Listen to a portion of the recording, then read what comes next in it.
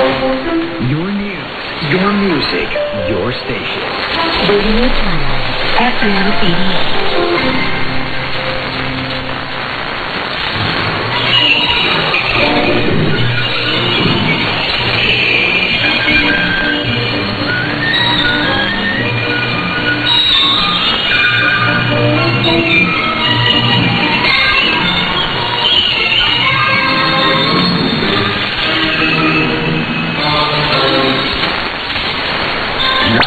From the Public Relations Department of the Royal Thai Government, this is Radio Thailand News.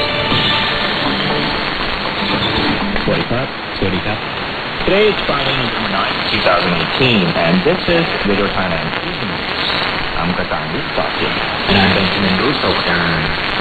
Making the national headlines this evening. The Princess Cup Thailand 2018 is scheduled to be held at the Royal Stable Unit in Bangkok late this month. Meanwhile, the Defense Minister presides over the commencement ceremony for the 61st class of the National Defense College. Looking at the global scene, U.S. Ambassador to China says a frank exchange of views is to be expected in top-level security and trade talks today.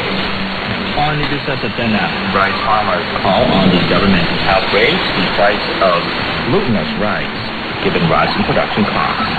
Our featured sound and perspective today is on Safety 2018 World Conference in Thailand. We will now give you the details on those headlines and many more.